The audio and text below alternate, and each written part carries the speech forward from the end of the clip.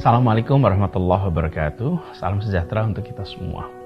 Warga Jakarta yang saya hormati, kemarin baru saja diumumkan oleh pemerintah pusat, dalam hal ini oleh Koordinator PPKM Jawa Bali, Bapak Luhut Binsar Panjaitan, bahwa kita berada di dalam pemberlakuan pembatasan kegiatan masyarakat level 3 untuk wilayah DKI Jakarta.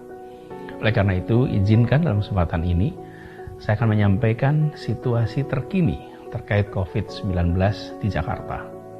Per kemarin, tanggal 7 Februari 2022, kasus aktif di Jakarta mencapai angka 74.000. 2 hari sebelumnya, yaitu tanggal 6 Februari, penambahan kasus harian mencapai angka 15.825 kasus baru dalam sehari. Jumlah kasus baru ini melebihi rekor penambahan kasus harian yang pernah terjadi sebelumnya pada tanggal 12 Juli 2021, karena pada saat itu sekitar 14.500, sehingga kita jumlah kasus hariannya sudah lebih tinggi dibandingkan pada saat kita mengalami puncak gelombang kedua. Untuk angka kematian dapat kita sampaikan bahwa trennya tidak mengikuti tren gelombang kedua. Bila pada saat puncak gelombang kedua yang lalu, angka kematian positif COVID mencapai sampai 200-an dalam sehari. Saat ini angka kematian COVID dalam kisaran 30 per hari. Walaupun angka kematian ini jauh lebih rendah dibandingkan saat gelombang Delta, tapi kita semua sadar satu kematian saja akibat COVID-19 tetap terlalu banyak dan harus dicegah sekuat tenaga. Kematian yang lebih rendah ini bisa disebabkan karena beberapa faktor. Di antaranya sifat dari varian Omicron sendiri yang tidak seganas varian Delta, tapi juga faktor vaksinasi dan kekebalan warga Jakarta yang sudah jauh lebih tinggi dibandingkan tahun lalu. Kebanyakan kasus kematian masih didominasi oleh warga yang belum mendapatkan vaksin lengkap. Oleh karena itu, bagi semuanya, saya ingin mengingatkan kembali untuk mari kita menuntaskan vaksinasi. Juga mengejar booster bila sudah mendapatkan tiket untuk vaksinasi dosis ketiga di aplikasi Peduli Lindungi, dan bisa juga booking lewat aplikasi Jaki atau langsung datang ke fasilitas kesehatan. Angka kematian yang lebih rendah kali ini di satu sisi bisa membuat kita lebih tenang. Tidak perlu panik bahwa kita akan mengalami keadaan seperti di gelombang Delta kemarin. Tapi di sisi lain, jangan sampai membuat kita terlena apalagi menyepelekan keadaan. Walaupun fatality rate lebih rendah, tapi bila jumlah kasusnya berlipat lebih banyak, maka jumlah kematian absolut tetap bisa tinggi seperti gelombang kedua. Ini yang harus kita cegah sama-sama. Nah, Pemprov DKI Jakarta, kita bekerja bersama dengan amat erat dengan Polda Metro Jaya, Kodam Jaya, Kejaksaan Tinggi DKI Jakarta, mengantisipasi dan harapannya juga bisa mengelola kenaikan kasus pada gelombang ketiga ini. Kita terus akan meningkatkan kapasitas tempat tidur, kapasitas ICU di rumah sakit untuk bisa merawat pasien COVID. Saat ini, tingkat keterisian rumah sakit ada pada kisaran 60%, yang kapasitas untuk perawatan COVID-nya masih setengah dibandingkan dengan kapasitas pada saat puncak gelombang kedua tahun lalu. Jadi kalau sekarang 60% dari kapasitas separuh dari gelombang kedua. Artinya memang masih amat kecil. Nah, kedepannya tentu kita akan meningkatkan kapasitas itu. Bila kapasitasnya meningkat, persentasenya akan mengecil. Tetapi kita tetap harus hati-hati. Adapun untuk vaksinasi, saat ini telah dilakukan 12,1 juta dosis pertama vaksinasi dan 10 juta dosis kedua untuk vaksinnya, dan sekitar 800.000 vaksinasi dosis ketiga. Nah, kita semua bersama dengan Polda Metro Jaya, dengan program vaksin Merdeka, kemudian dengan Kodam Jaya, Pemprov DKI Jakarta akan terus mengejar capaian vaksinasi, terutama untuk booster dan untuk vaksin anak-anak.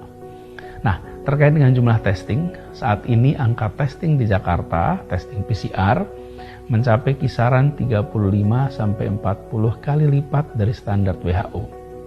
Ini angka yang sangat tinggi. Nah, ini pun belum termasuk tes antigen yang juga tidak kalah tinggi di Jakarta. Tapi dengan jumlah tes setinggi itu pun, angka positivity rate di Jakarta sepekan terakhir ini sudah mencapai angka 22,6%. Ini jauh di atas rekomendasi WHO untuk dikatakan aman, yaitu 5%. Artinya jumlah tes yang tinggi ini masih kalah cepat dengan pertambahan kasusnya. Demikian pula dengan tracingnya. Artinya harus ada intervensi yang dilakukan. Dan intervensi ini adalah dengan melakukan pembatasan mobilitas yang biasa kita kenal dengan PPKM, dan levelnya adalah level 3 sebagaimana ditetapkan oleh pemerintah pusat. Karena itu kantor non-esensial diharapkan kembali menerapkan work from home, dan hanya 25% saja yang bekerja dari kantor. Sekolah sudah ditetapkan 50% PTM, dan orang tua diberikan kebebasan untuk memilih apakah anaknya ikut sekolah atau anaknya belajar dari rumah. Juga tempat-tempat publik dikurangi kapasitasnya. Jadi ke depan kita akan melakukan pengetatan protokol-protokol kesehatan di semua tempat, utamanya penggunaan masker dan check-in Peduli Lindungi di tempat-tempat umum. Jangan lagi ada pengabaian untuk penggunaan masker dan check-in Peduli Lindungi. Kita akan rutin melakukan pemeriksaan dan mengingatkan. Dan bila Anda datang ke sebuah tempat, pilih untuk check-in lewat Peduli Lindungi. Bila Anda melihat tidak ada fasilitas itu, jangan masuk dan laporkan. Ambil sikap bertanggung jawab. Dan bila kita menyaksikan sebuah tempat sudah penuh, hindari untuk masuk. Jauhi. Kenapa? Karena Omikron ini mudah sekali menular. Dan potensi itu harus kita hindari. Kita sama-sama sadar bahwa penyebaran Omikron ini amat cepat, walaupun sebagian besar tidak bergejala atau bergejala ringan. Maka sesuai dengan arahan Bapak Presiden juga, kami menghimbau kepada semua agar mereka yang terdeteksi positif namun hanya bergejala ringan, maka jangan panik dan tidak perlu memaksakan diri dirawat di rumah sakit. Bila terinfeksi COVID, segera lapor kepada jajaran wilayah setempat pada posko PPKM RT RW, kemudian ikutin arahan juga dari puskesmas terkait dengan pengobatan. Bila memungkinkan untuk isolasi di rumah dan bisa terpisah dari keluarga yang tidak terkena, maka lebih baik melakukan isolasi di rumah saja. Tapi bila isolasi di rumah tidak memungkinkan, maka bisa dirujuk ke tempat isolasi terkendali. Dan bisa berhubungan dengan RT RW yang nanti akan dibantu untuk diarahkan. Jadi sekali lagi, tidak perlu panik, tapi juga jangan terlena, jangan anggap enteng. Kita pernah mengalami gelombang kenaikan seperti ini, dan kita sudah tahu apa yang harus dilakukan sama-sama. Yang terpenting adalah kembali waspada, kembali disiplin menerapkan protokol kesehatan dengan baik, dan selalu memantau perkembangan situasi pandemi, bisa lewat media sosialnya Pemprov, bisa lewat aplikasi Jaki, bisa juga dengan cek ke jajaran. Tapi yang paling penting, saling jaga, saling bantu, saling lindungi. Insya Allah dengan kedisiplinan, dengan kerjasama, dengan kolaborasi seperti yang telah kita lakukan sama-sama sebagai warga Jakarta, maka kita akan bisa melewati gelombang Omikron ini dengan baik, dengan cepat, dan insya Allah sehat selamat. Tetap semangat, tetap jaga imunitas, tetap jaga protokol kesehatan dimanapun kita berada. Terima kasih, semoga Allah SWT merahmati kota Jakarta dan melindungi kita semua. Assalamualaikum warahmatullahi wabarakatuh.